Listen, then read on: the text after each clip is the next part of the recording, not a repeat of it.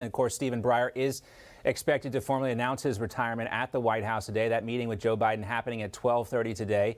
The president, of course, weighing his options. Bianca, the White House says the president will stand by his campaign promise to nominate a black woman to fill Breyer's seat on the bench. And as we've been telling you, there's already some names, of course, being out there. The short list of rumored replacements includes civil rights attorney Sherilyn Ifill. Now, she has backed the defund the police movement.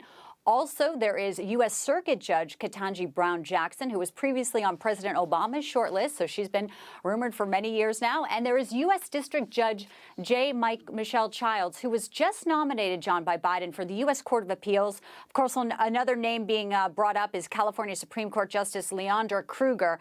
These names are coming out to us from anonymous White House sources, 4 people saying that, and the AP. So it looks like there's some definitely a lot of contenders in this field. Well, whoever the president picks, they will have to get confirmed by the Senate. So let's check in now with Congressional Correspondent Kilmeny Duchardt, who joins us more with reaction from Capitol Hill. Hey, Kilmeny.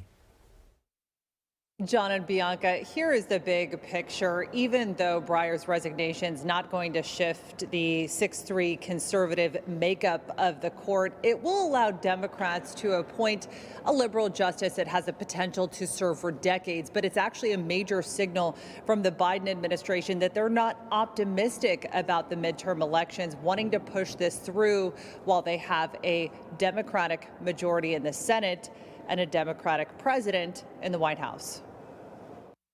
In the Senate, we want to be deliberate. We want to move quickly. We want to get this done as soon as possible. Thank you. But Republican Senator Susan Collins says she's looking forward to taking her time.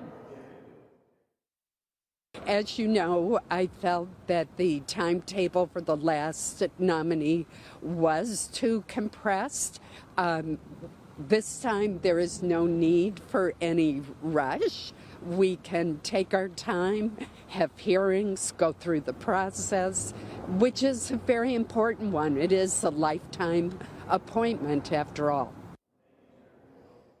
As to the question of whether Democratic Senators Kyrsten Sinema and Joe Manchin have been on board, analysts say that their support for Biden's other nominees indicate that they would.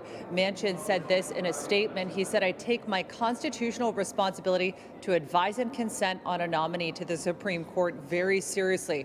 I look forward to meeting with and evaluating the qualification of President Biden's nominee to fill this Supreme Court vacancy." But Senator Lindsey Graham said that Democrats have the power to go it alone, tweeting as to his replacement, if all Democrats hang together, which I expect they will, they have the power to replace Justice Breyer in 2022 without one Republican vote in support. And of course, 12:05, we are expecting that announcement at the White House at around 12:30, the formal announcement, which will include Justice Breyer as well as U.S. President Joe Biden.